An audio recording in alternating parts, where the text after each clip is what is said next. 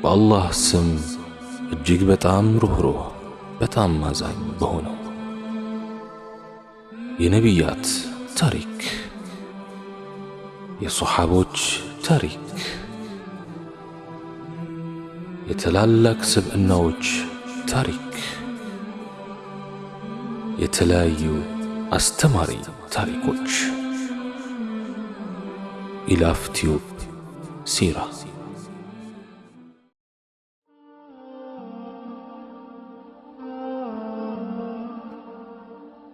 ከመምጣቷ በፊት ለማሟላት ብዙ ሞክራለች። ገንዘብ ትልካለች፣ ይህን ግዙ ያንን አሟሉ ትላለች። ግና ዘንግተው ይሁን ግዴለሽ ሆነው የምትላቸውን አድርጉ። እሷ ያለችው አይገዛም፣ ብድር ከፈልን ይሏታል። አሊያም ለወንድምሽ ወይም እህትሽ እንዲህ አድርገን ነው ይሏታል።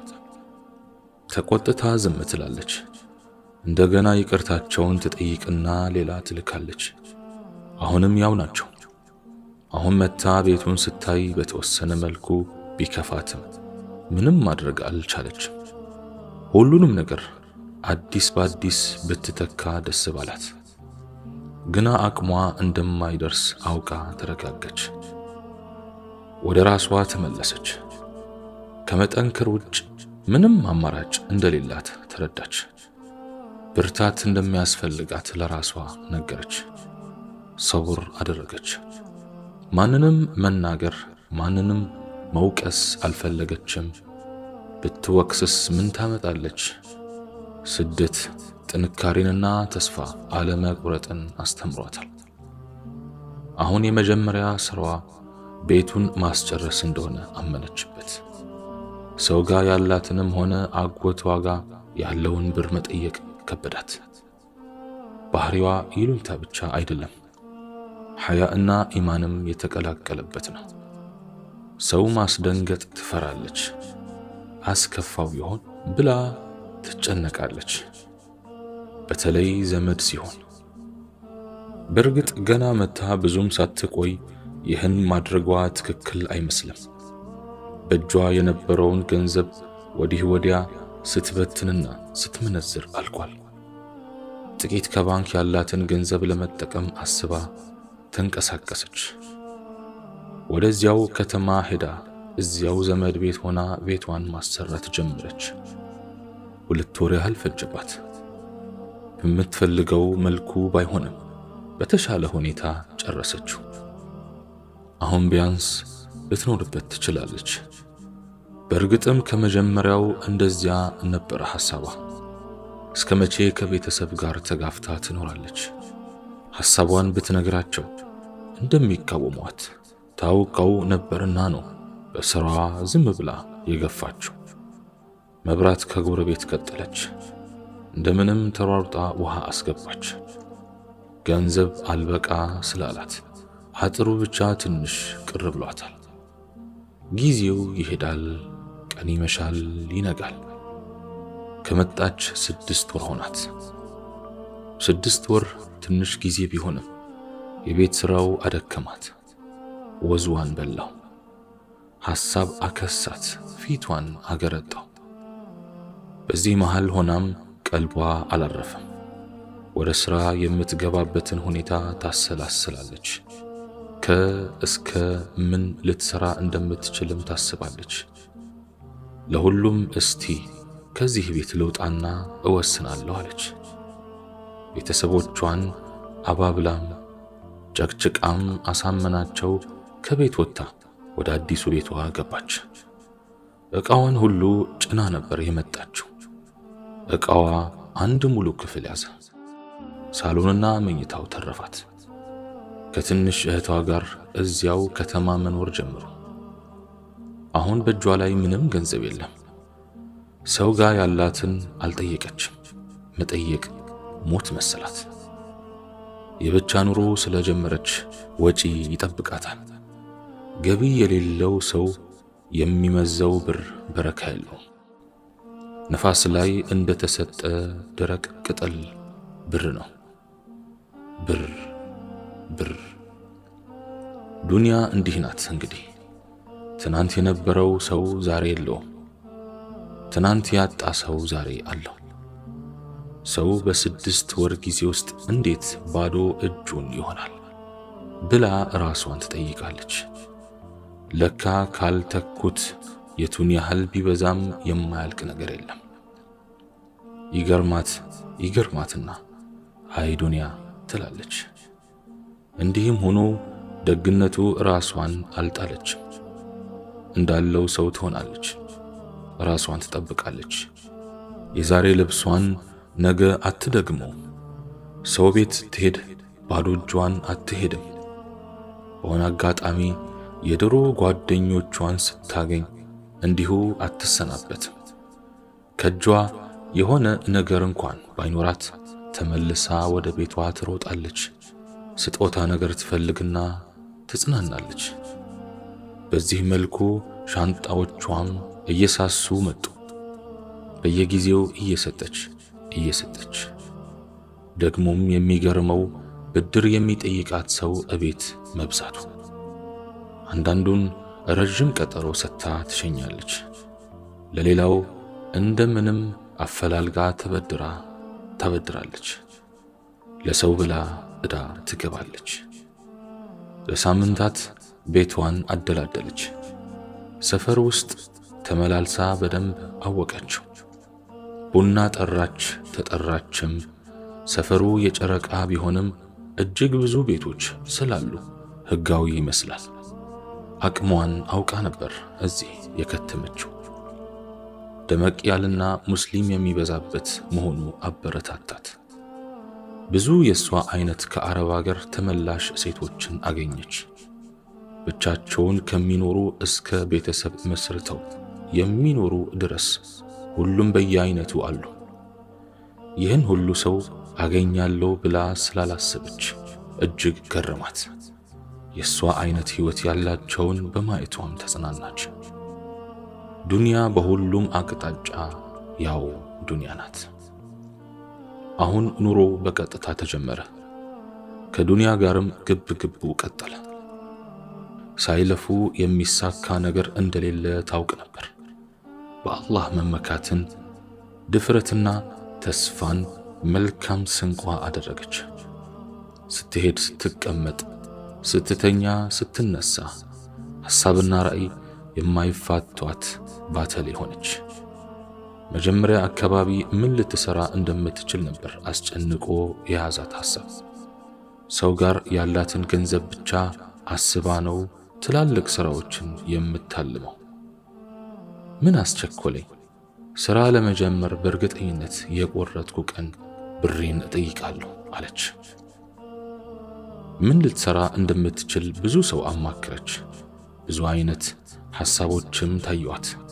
በመጨረሻም በአንድ አዋጭ ነው ከኔ ጋር ይሄዳል ብላ ባሰበችው የንግድ ሥራ ዘርፍ ላይ ለመሰማራት ወሰነች። አካባቢው ላይ ቤት ፈለገች። ጥሩ ነው በሚባል ቦታ ቤት አገኘችና የኪራይ ዋጋ ጠየቀች። ዋጋው ውድ ቢመስላትም ቀብድ ሰጥታ በተወሰነ ዕቃ ጀምራ ወደ ትልቅ ሥራ እንደምታድግ እያሰበች ደስ እያላት ወደ ቤቷ ተመለሰች። በነጋታው ብሯን ለመጠየቅ ካጎቷ የሥራ ቦታ በአካል ሄደች። ምን ያረገልሻል አሏት። ገና ጥያቄውን ስታነሳባቸው ድንግጥ ብለው ሥራ መጀመር አስቤ ነው አጎቴ አለቻቸው። ምን አይነት ሥራ አሏት እንደ መገረም ብለው ነገረቻቸው። ሐሳቧን ከማጣጣል አልፈው ሳቁባት። ልጅነቷንና አለመብሰሏን ሊያሳዩአት ሞከሩ። በይስቲ ቀስ በይ አሏት። በሁኔታቸው ግራ ተጋባች። ያለችበትን ሁኔታ ልታስረዳቸው ሞከረች። ጠንከር እንዳትልባቸው ደግሞ የምታከብራቸው ብቸኛ አጎቷ ናቸው። በሁሉ ነገር ያግዙኛል ብላ ተስፋ ታደርግባቸው ነበር። በንግግሮቿ ሁሉ አፋፏን ሲለዋትና መንገድ ሲዘጉባት ስታይ ለስለስ ብላ ተሰናበተቻቸው። እርሳቸው ካልሰጧት ዳግመኛ ልትጠይቃቸው ስለመቻሏ ተጠራጠረች። በጎን ሌሎች ሰዎች ጋር ሄደች። ብር የተበደሯት እስከ 3 እና 4 ሰዎች አሉ። ጥሩነታቸውን ስለምታውቅ ሲጠይቋት ደስ እያላት ነበር ያኔ ያበደረቻቸው። አሁንም ቢሆን ሳታጨናንቅና ሳታስከፋ ለመቀበል አሰበች። ፈራ ተባ እያለች ተራመደች። ቢያንስ ከአንዱ ብታገኝ እንኳን የሆነ ነገር ያስጀምራታል። ግና ያልጠበቀችው ገጠማት። ምላሻቸው አልዋጥ አላት። አላህ ይስጥልኝ በረካ ሁኚ ብሎ የሚመልሳት አንድ ሰው ጠፋ። የኑሮ ውድነትና የሥራ መጥፋትንና የገበያ አለመኖርን ምክንያት አደረጉ።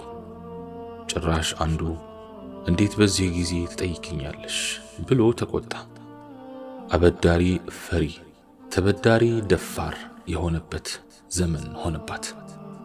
አንደኛው ደግሞ ለሌላ ጊዜ ቀጠራት፣ ያውም ከተሳካ ነው አላት። ሌላው ደግሞ እኔ ምንም የለኝም ብሎ ግልጹን ነገራት። በእጇ የሰጠችውን የገዛ ገንዘቧን ጥበቃና ፍለጋ ሳምንትና 15 ቀን አልፏት ወር ቆየች። መለስ ብላ አሰላሰለች። ወደ አጎቷ ሰው ለመላክ አሰበች። ስሜን አጠፋች ብለው ጉዳዩን አክርረው የባሰ ነገር እንዳያመጡ ብላ ስለሰጋች ተወችው። ጉዳዩን ለእናቷ ጭምር ደበቀች። ሰዎች ሁሉ ድሮ ትታ የሄደችው አይነት አልሆኑ አላት። አየሩም ፍጥረቱም ተቀየረባት። በመጣች በጥቂት ወራት ውስጥ ብቻ ብዙ ነገሮችን ታዘበች። ነገሩ ሁሉ ቅይር ብሏል። የዲን ሰዎች ናቸው ብላ የምታስባቸው ጭምር በንግግራቸውም ሆነ በድርጊታቸው አስደንግጠዋታል። በባህሪም ሆነ በሥራ ማንም ከማንም ሊበልጥ በማይችልበት መልኩ ሁሉም ተመሳሰሉባት። ይሉንታ የሚባል ነገር ጠፍቷል። መተፋፈርም ሆነ መከባበር ከስሟል። ከአንገት በላይ የሚያወራ ይበዛል። ማስመሰል የሁሉ ባህሪ ሆኗል። በአፉ የሚላት እንጂ በተግባር የሚፈጽምላት አጣች። ቃል የገቡላት ዘንድ ስትሄድ አንዳንዱ ጭራሽ ረስቷል። ሌላው ደግሞ ቃል የገባውን ሸምጥጦ ይክዳል። ታማኝና ንጹሕ እሷ ብቻ እስኪመስላት ድረስ ይገጥመኛል ብላ ያላሰበችው ገጠማት። አሁን ያለውን የሰዎች ባህሪና ተጨባጭ አንዳንድ ቀን አሳቢዎች ሲያስረዷት ካለው ተጨባጭ ጋር አመሳክራ ከገንዘቧ ተስፋ ቆረጠች። አላህ ያለ ቀን የደሜና የላቤ ውጤት ይመልስልኛል ብላ አሰበች። እንዴት ሰው ያውም የሴት ልጅ ገንዘብ ይበላል ብላ ተገረመች። ከንዴት አልፎ እንባዋ መጣ። የሆነ ነገር በገጠማት ቁጥር ከየት ሀገር ወዴት ነው የመጣሁት በአላህ ብላ ራሷን ትጠይቃለች። በሄደችበት ብቻዋን ታወራለች፣ ብቻዋን አጨበጨበች። አሁን ላይ እጇም ቦርሳዋም ባዶ ነው።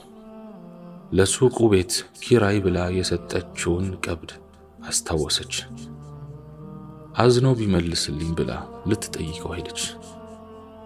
አለሳልሳና አሳዝና ነገረችው። በድፍረቷ እሱ ብቻ ሳይሆን አብሮት የነበሩ ጭምር ሳቁባት። የተበላ ነገር አንገቷን ደፍታ ተመለሰች። አላረፈችም።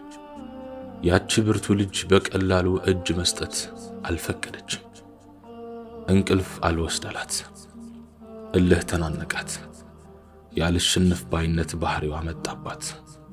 ተነሳች፣ ብድግ አለች። ያጋጠማትን ሁሉ ለመርሳት ሞከረች። ገንዘቧ አላህ ያለ ቀን ይገኝ ይሆናል። አሁን እሱን መርሳት እንዳለባት ወሰነች። ወደፊት ብቻ አለመች። ተጨባጯን ለማየት ሞከረች። በእጇ ምን እንዳለ አጤነች። አንድ ቀን እዋብበት ይሆናል ብላ የገዛቻቸው ጌጦቿ ላይ ሐሳቧ አረፈ። ከችግር የምትወጣባቸው የመጨረሻ ጥይቶቿ መሰሏት። ለመሸጥ አሰበች። ካሉበት አውጥታ እጇ ላይ አስቀምጣ አገላብጣ እያየቻቸው እንደ አብራኳ ክፋይ እንደ ወለደቻቸው ልጆች አሳዘኗት። ሳታውቀው እንባዋ ዱብ ዱብ እያለ እጆቿ ላይ ያሉ ጌጦቿን አራሰው። ሐሳቧ ክፉ መሰላት። እንዴ ምን ነካሽ ሶፊ የሚል ድምፅ ከውስጧ ጮኸባት። ወስዳ ወደ ነበሩበት መለሰቻቸው። አማራጭ አልነበራትም። ዝቅ ማለቷ ግድ ሆነ። በሕይወቷ ፈጽሞ አስባው ወደማታውቀው ሐሳብ ፊቷን አዞረች።